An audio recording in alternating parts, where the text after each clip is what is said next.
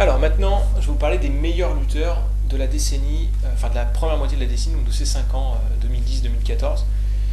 Alors c'est subjectif quand même, je vous explique un peu comment j'ai essayé de procéder pour faire cette liste de top 20 qui est en dessous.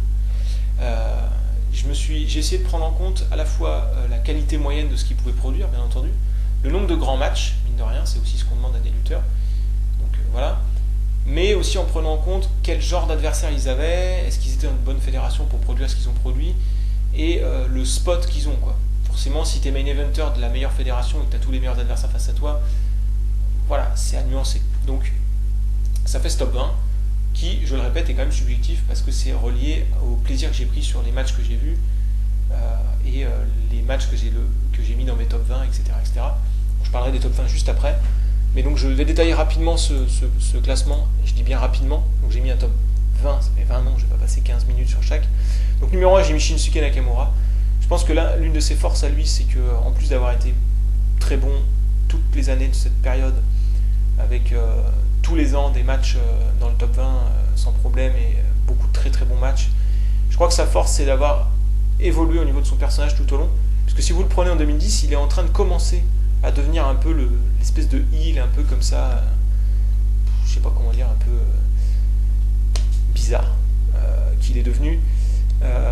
Et en plus, ce qui est intéressant, c'est qu'il peut partir sur un style très shoot style, strong style, vous voyez, vraiment avec beaucoup de recours aux techniques de MMA, ou au contraire, il peut rester sur un style plus entertainment, entre guillemets. Donc c'est ça qui est intéressant, c'est que les matchs peuvent être très différents avec lui. Je me souviens d'un combat contre un luchador mexicain pour le titre intercontinental de la New Japan, où il s'était mis à faire des moves de high fly, par exemple. C'est complètement absurde de sa part, vous voyez. Donc ça, c'est ce que j'aime bien chez lui, c'est que du coup, on a l'impression que tout est possible, en plus du fait qu'il est bon. Chose qu'on n'a pas forcément avec Tanahashi, par exemple. Et en plus, il se trouve que je préfère globalement le niveau, enfin je trouve que Nakamura a un niveau moyen un peu supérieur à Tanahashi. Numéro 2, j'ai mis Kenta. Alors là, je reviens sur l'argument que j'ai dit juste avant. Kenta a empilé beaucoup de très bons matchs en étant dans une fédération dont le booking était beaucoup moins bon et avec des adversaires globalement moins bons, je pense. En ayant un spot moins bon. Je suis à peu près certain que si Kenta avait eu le même spot que Tanahashi, il aurait fait mieux que Tanahashi en fait. C'est un peu ça aussi que je dis dans ce classement. C'est pour ça que je mets Kenta devant Tanahashi. Probablement que Tanahashi, beaucoup de gens l'auraient mis numéro 1, mais voilà, je le mets quand même numéro 3. Parce que même si j'en ai parfois un peu marre de sa formule et que je le trouve totalement pas charismatique, en tout cas par manque de personnalité, hein, c'est pas un problème de gueule, il est quand même présent dans un très grand nombre de grands matchs et dans mes top 20 de façon très importante, donc on ne peut pas lui enlever ça. C'est un showstopper, c'est un lutteur qui sur des gros matchs, il peut largement sortir des tueries. Et puis ce que j'aime bien chez lui quand même, c'est qu'il se donne dans le ring, quoi. C'est-à-dire que lui, il n'a pas peur de se blesser, il y va, c'est intense, il met pas toujours la flamme, il manque de personnalité pour ça, mais il peut quand même offrir un combat où il y a des spots qui marquent, il y a des trucs qui ressortent. Et les performances qu'il a fait avec Okada, qui était green, hein, quand Okada est arrivé en 2012, qu'il a eu son push, il y a beaucoup de combats où Tanahashi l'a quand même vraiment porté, parce que Okada était encore très très limité à ce moment-là. Même si moi ce ne sont pas mes matchs préférés, je pense que on peut lui rendre crédit pour ça aussi. Bon, je vais aller un peu plus vite ensuite. Sekimoto numéro 4, un peu comme Kenta, beaucoup de très bons combats. C'est un des rares lutteurs, je crois, à avoir eu. Ah non, il a peut-être pas en 2014. J'allais dire au moins un match dans le top 20 de chaque année, mais je crois qu'il n'a pas en 2014. Il y a une grosse quantité de matchs dans mes top 20. Beaucoup de matchs par équipe avec Okabayashi. Je ne vais pas répéter ce que j'ai dit sur cette équipe-là. Mais aussi des matchs en solo. Vraiment, c'est le Mister Indie Japon. Et voilà, peut-être que s'il avait été booké plus souvent face à des gros adversaires, plus souvent dans des main events de grosses fédérations avec des gros titres et tout, il aurait pu faire encore mieux. Donc voilà, c'est pour ça qu'il est peut-être un peu haut, on pourra l'impression, mais voilà, je pense que c'est sa place. 5e, Tomohiro Ishii. Le petit bémol pour lui, c'est qu'en 2010, il n'a pas fait grand-chose, il a fallu attendre 2011 pour qu'il commence à percer. J'en avais parlé, je crois, lors de mes Awards 2012, moi, en disant que vraiment c'était un lutteur que je trouvais un peu sous-estimé, tout ça, et ensuite il a complètement explosé. 2013-2014, c'est vraiment des années où il a été extraordinaire. Donc ça suffit pour taper une très haute place. S'il avait eu le niveau qu'il a eu en 2013-2014 toute la période, peut-être qu'il serait 2 ou 3e. Voilà, c'est vraiment balèze. Ensuite Akiyama, donc lui c'est un excellent lutteur, ça fait longtemps que c'est le cas. Donc ex de la All Japan, excellent à la All Japan, ex de la Noah, excellent à la Noah, maintenant la All Japan, très bon aussi. C'est vrai que, un peu comme Kenta, il a peut-être aussi été souvent dans des matchs secondaires, mais je trouve que globalement, il a réussi à sortir des gros matchs malgré tout, dans toutes les situations, parfois dans une fédération qui tournait pas trop, lui il a quand même les matchs où il est bon. Il a un niveau moyen, c'est le genre de gars qui est sûr, quoi. Il n'a jamais de mauvais matchs.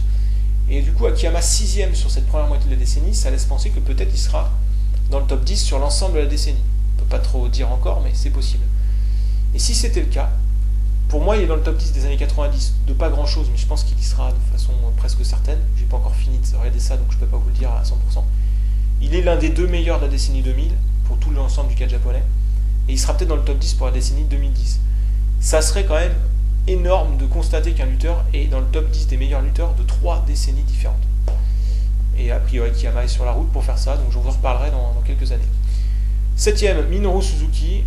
Alors lui, je dirais qu'il faut attendre qu'il arrive à la New Japan pour taper vraiment fort. Il est un peu irrégulier, malheureusement. Je ne l'ai pas trouvé exceptionnel lorsqu'il était à la All Japan et lorsqu'il est passé un peu à la Noah au départ. Et aussi, là, tout récemment, maintenant, il est quasiment tout à la Noah, il fait moins. Donc, voilà, c'est un peu le côté irrégulier aussi, avec un booking à la con. Il y a ses partenaires du Suzuki Gun qui interviennent, qui le pourrissent un peu, mais enfin, ça reste quand même un excellent lutteur. 8ème, alors on descend un peu de niveau. Go Chiosaki, là aussi irrégulier, mais qui a fourni quand même pas mal de très bons matchs, je passe. Donc lutteur principalement de la Noah, qui est maintenant à la All Japan. Naomichi Marufuji ensuite, qui a eu des blessures, ce qui l'a pas mal pénalisé, parce que quand il a été là, parfois il a été excellent. Maintenant, moi, il a un style qui me plaît pas toujours, il a un côté un peu, parfois un peu soft, où je fais des moves qui ont du style, qui étaient inédits, jamais vus, mais qui sont pas forcément très... voilà, il y a parfois une... J'avais vu quelqu'un qui disait qu'il avait une moveset ésotérique, je trouve que le terme, même si ça veut rien dire, parle. Voilà, donc un peu particulier, mais enfin c'est quand même un super lutteur. 10ème, alors c'est la grosse surprise, Masaki Mochizuki, lutteur de la Dragon Gate, mais je vous ai expliqué tout à l'heure que j'ai adoré son règne de champion, pas IWGP quand même, de Dream Gate, et globalement c'est le meilleur lutteur de la Dragon Gate sur la portion. Je trouve que c'est le lutteur intelligent de la Dragon Gate en fait. Donc quelque part il profite de toutes les capacités athlétiques et de vitesse et de spot et tout de ses partenaires adversaires, mais lui ça lui permet d'aller plus haut. Il a les meilleurs matchs parce qu'il amène la construction, le selling, l'intensité dramatique et tout. Et donc là, quand vous combinez les deux, ça donne vraiment quelque chose de super. Après, ça reste la Dragon Gate, hein. C'est pas une fédération qui envoie des matchs à 4 étoiles très souvent. Mais ils ont un niveau de base de leur match qui est assez exceptionnel. Donc, quand vous avez le lutteur qui permet de faire le petit plus, c'est quand même tout de suite visible. Numéro 11, Yuji Okabayashi, donc le partenaire de Sekimoto, qui est quand même un peu plus bas parce qu'il a beaucoup moins de bons matchs en one-on-one. La faute aussi à un booking. Il commence en ce moment, a priori, à devenir un lutteur solo plus important. J'ai pas été voir, mais je suis à peu près certain qu'il a battu Sekimoto pour le titre de la Big Japan tout récemment. Ça me paraît très logique. Donc je m'attends à ce que la deuxième moitié de la décennie soit très bonne pour lui, et peut-être qu'il va monter dans ce classement pour la suite.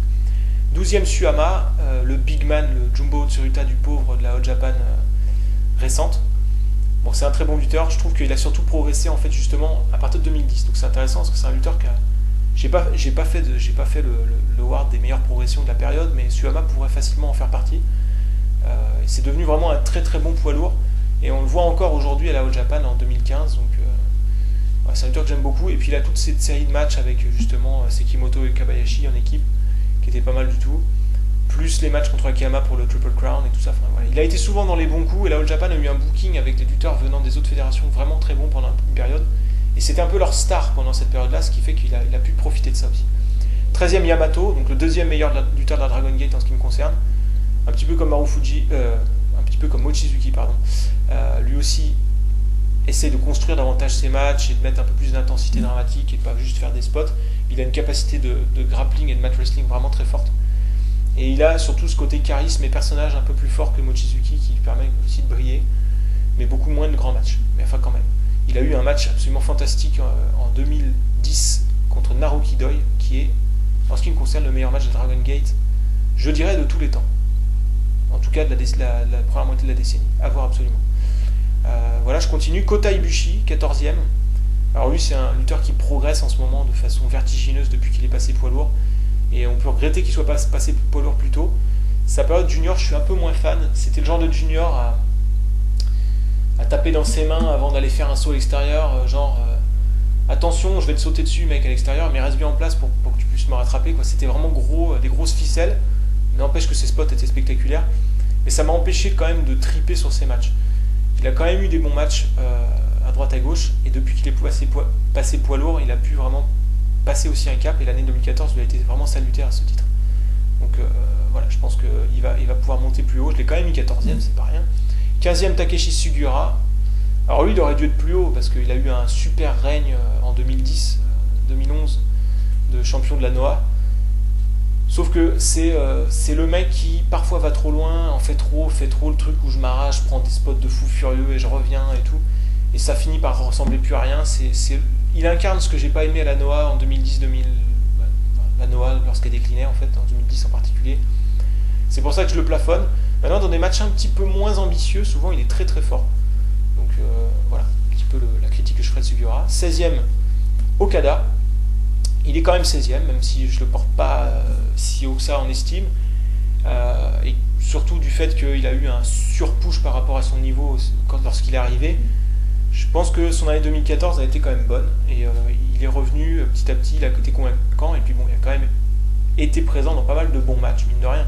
Même si c'est pas une quantité très importante et que c'est souvent avec des très bons adversaires, on peut quand même lui donner ça. Donc 16e quand même, je trouve que il a encore des progrès à faire, mais que c'est un bilan sur cette première moitié de décennie assez honorable quand même. On a descendu d'un cran, hein. On sent que je suis un peu moins élogieux tout d'un coup. 17e Kotaro Suzuki, un excellent junior heavyweight. Malheureusement, à partir du moment où il a quitté la Noah, il a quand même beaucoup moins brillé. Bon là cette année, je l'ai vu faire un très bon match contre Aoki, Atsushi Aoki, j'allais dire Shinya Aoki, mais c'est pas la même chose. Voilà, c'est un très bon junior heavyweight, c'est un des meilleurs junior heavyweight exclusifs, parce que si vous regardez tous les autres lutteurs, il n'y en a aucun qui a été junior heavyweight tout le long. Marufuji et Ibushi ont été poids lourds aussi. Donc ça serait le meilleur junior heavyweight, uniquement junior heavyweight de cette période, donc ça serait pas rien. Et ça s'est fait surtout par son run de champion à la Noah dans la période 2011-2012. 18e Tetsuya Naito. Bon, je suis pas un gros fan de Naito, mais je constate qu'il a été assez présent dans mon top 20, mine de rien. Sans plus, mais voilà. Je pense que lui, il brille surtout parce qu'il est dans la bonne fédération au bon moment, quoi. Mais c'est pas un lutteur extraordinaire, mais je le trouve assez fun et je trouve qu'il a progressé. Bon, à nuancer. 19e Taiji Ishimori, très bon junior heavyweight, un peu comme Kotaro, hein, avec un peu le même parcours, mais avec moins de bons matchs, moins de grands matchs, je dirais. Et puis 20e Shibata, je m'attendais peut-être à le mettre plus haut au départ, mais il est arrivé, mine de rien, à la moitié de la période, donc il a moins de temps passé. Et puis j'ai pas tant de grands matchs que ça avec lui. Et ça, ça pose un peu problème. Enfin, ça reste un lutteur que j'aime beaucoup. Donc, 20e. Voilà. Donc, je vous passe les mentions honorables que je pourrais durer pendant 4 ans. Je vais quand même en citer quelques-uns que j'ai trouvé quand même cool. Vite fait.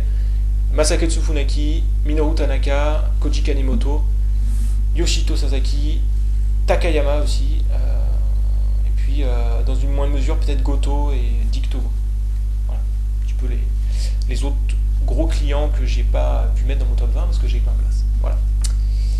J'écoute vos commentaires là-dessus, bien entendu. Je suis à peu près certain que vous n'avez pas le même top 20 que moi, mais c'est normal.